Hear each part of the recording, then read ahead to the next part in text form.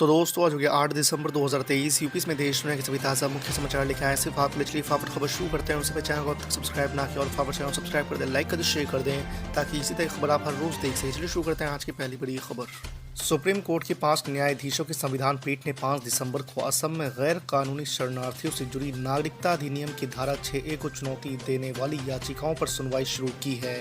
आपको बता दें कि गुरुवार को सुनवाई के दौरान उच्चतम न्यायालय ने केंद्र से इस बारे में 11 दिसंबर तक हलफनामा दाखिल करने को कहा कि 1 जनवरी 1967 से 25 मार्च 1971 के दौरान असम में कितने लोगों को भारतीय नागरिकता दी गई है। तेलंगाना को नया मुख्यमंत्री मिल गया है। हाल ही में आए चुनावी नतीजों में कांग्रेस को बहुमत मिलने के बाद रेवंत रेड्डी ने गुरुवार को हैदराबाद में मुख्यमंत्री पद की शपथ ली है। इस दौरान कांग्रेस अध्यक्ष मल्लिकार्जुन खड़गे समेत पूरा गांधी परिवार भी मौजूद था।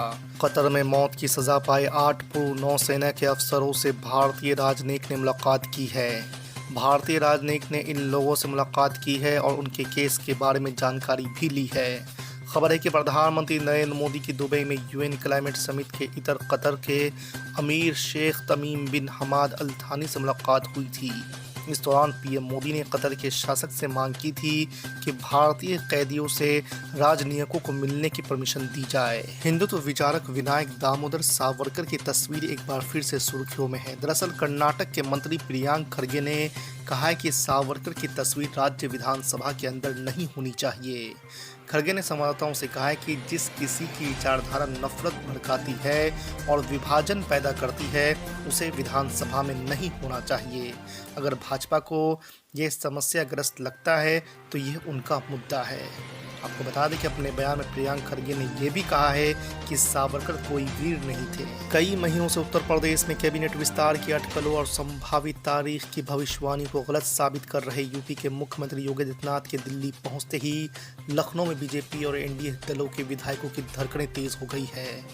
दरअसल दिल्ली में योगी आदित्यनाथ ने प्रधानमंत्री नरेंद्र मोदी, बीजेपी अध्यक्ष जेपी नड्डा समेत कई बड़े नेताओं से मिले तो लखनऊ में मंत्री बनने की उम्मीद में दिन गिन रहे नेताओं की उम्मीद फिर से जाग गई है। असदुद्दीन ओवैसी की पार्टी एआईएमआईएम के बिहार प्रदेश अध्यक्ष आमोर विधायक अख्तुल ईमान को सोशल मीडिया पर पोस्ट कर जान से मारने की धमकी दी गई है।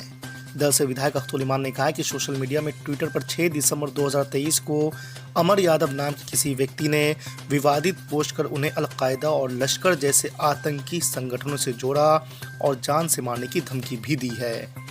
उन्होंने विवादित पोस्ट को लेकर किशनगंज और पूर्णिया एसपी से आरोपी की पहचान कर उचित कार्रवाई की मांग की है। बिहार बीजेपी अध्यक्ष सम्राट चौधरी ने एक बार फिर से आरजेडी प्रमुख लालू प्रसाद यादव और मुख्यमंत्री नीतीश कुमार पर जोरदार हमला बोला है। उन्होंने कहा है कि बिहार की जनता ने बता दिया कि वो नीतीश कुमार और लालू यादव से दूर हो चुके हैं।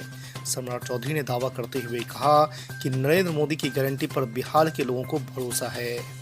कांग्रेस सांसद से जुड़े ठिकानों पर छापेमारी, करीब 150 करोड़ रुपए मिला कैश, गिनते गिनते मशीन हुई खराब। जी आपको बता दें कि कांग्रेस के राज्यसभा सांसद धीरज साहू के रांची, लोहरदगा और उड़ीसा स्थित ठिकानों पर आयकर विभाग की छापेमारी लगातार दूसरे दिन गुरुवार को भी जारी रही। न्यूज एजेंसियों के मुताबिक दबिश के दौरान करीब 100 से 150 करोड़ के बीच नकदी मिली है। कांग्रेस ने बुधवार को केंद्रीय गृह मंत्री अमित शाह की पूर्व प्रधानमंत्री जवाहरलाल नेहरू पर की गई टिप्पणी को लेकर निशाना साधा है। अमित शाह ने संसद में कहा था कि जवाहरलाल नेहरू की भूल के कारण पाकिस्तान के कब्जे वाला कश्मीर अस्तित्व में आया। कांग्रेस ने अमित शाह की टिप्पणी को गलत बताया है। अमित शाह ने दावा किया है कि नेहरू ने तब युद्ध विराम की घोषणा करने का फैसला किया जब भारतीय सेना जीत रही थी। नेहरू के समय में जो ब्लंडर हुआ था, इसके कारण कश्मीर को भुगतना पड़ा। भारतीय जनता पार्टी के खिलाफ तैयार इंडिया गठबंधन की बैठक में हो रही देरी पर नीतीश कुमार ने सवाल उठाया है। पटना में एक कार्यक्रम के बाद मीडिया को संबोधित करते हुए उन्होंने कहा कि मैं चाहता हूं कि काम आगे बढ़े। उन्होंने कहा है कि खबरों में कहा जा रहा था कि बैठक में शामिल नहीं होने वाला हूं। मैं बुखार से पीड़ित था। साथ ही उन्होंने ये भी कहा कि ये संभव ही नहीं है कि मैं बैठक में ना जाऊं। भाजपा सांसद निशिकांत दुबे ने बुधवार को संसद में कहा कि राजस्थान और छत्तीसगढ़ के विधानसभा चुनाव में कांग्रेस की हार के बाद अब पार्टी के पास कोई भी पिछड़ा वर्ग का मुख्यमंत्री नहीं बचा है। राजस्थान में अशोक गहलोत और छत्तीसगढ़ में भूपेश बघेल मुख्यमंत्री थे। दोनों ही जगह कांग्रेस की बुरी हार हुई है। निशिकांत दुबे ने यह भी कहा है कि दिवंगत प्रधानमंत्री और कांग्रेस नेता राजीव गांधी ने 1990 के दशक में ओबीसी आरक्षण का विरोध किया था। इसलिए कांग्रेस को पिछड़े वर्गों का समर्थन करने का दावा नहीं करना चाहिए। लोकसभा में जम्मू कश्मीर पुनर्गठन संशोधन विधेयक और आरक्षण संशोधन विधेयक पास हो गया है। केंद्रीय गृह मंत्री अमित शाह ने इसे पेश किया था। उन्होंने इस पर भाषण देते हुए बताया कि इन विधेयकों को मंजूरी मिलने से जम्मू कश्मीर की विधानसभा में विस्थापित कश्मीरी पंडितों को आरक्षण मिलेगा। उन्होंने कहा कि 3 सीटों पर विधायक मनोनीत होंगे। दिल्ली की केजरीवाल सरकार कंस्ट्रक्शन का काम करने वाले लगभग 1 लाख मजदूरों को 5,000 रुपए की आर्थिक मदद दे सकती है। जी हां, आपको बता दें कि समाचार एजेंसी पीटीआई की रिपोर्ट के मुताबिक अधिकारियों ने बुधवार को कहा कि दिल्ली सरकार लगभग 1 लाख कंस्ट्रक्शन मजदूरों को आर्थिक मदद देने की योजना बना रही है। रेवंत रेड्डी के बयान पर नीतीश सरकार में मंत्री अशोक चौधरी ने भी कड़ी प्रतिक्रिया व्यक्त की है। उन्होंने कहा है कि हमारे डीएनए पर कटाक्ष करने वालों का हश्र देश ने देखा है। रेवंत रेड्डी की कुंठा का कोई इलाज तो नहीं, लेकिन उनकी जानकारी दुरुस्त जरूर करा सकता हूं। बिहार में अब हिजाब विवाद की एंट्री हो गई है। केंद्रीय राज्य मंत्री और बीजेपी सांसद गिरिराज सिंह ने बड़ा आरोप लगाते हुए कहा है कि बिहार के स्कूलों में भी अब ड्रेस कोड में हिजाब को शामिल कराया जा रहा है और इसका विरोध करने पर शिक्षकों को तन से सिर जुदा करने की धमकी दी जा रही है। इसके लिए उन्होंने लालू और नीतीश कुमार को जिम्मेदार ठहराया और वीडियो जारी करते हुए हमला बोला है।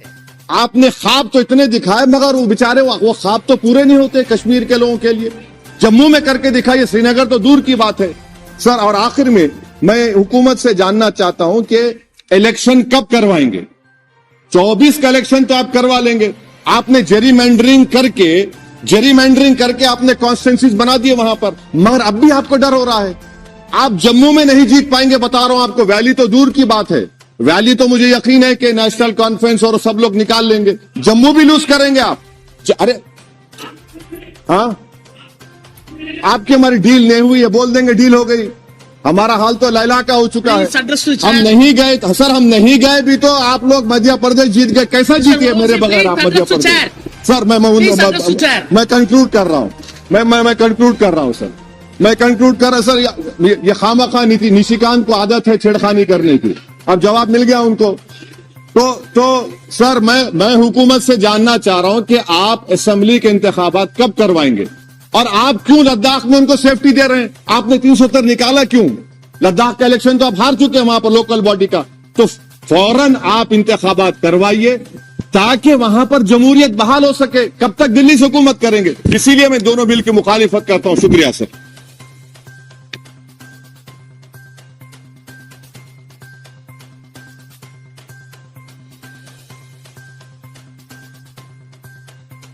Jammu Kashmir reservation amendment bill और Jammu Kashmir reorganisation amendment bill की मुखालिफत में खड़ा हूं सर।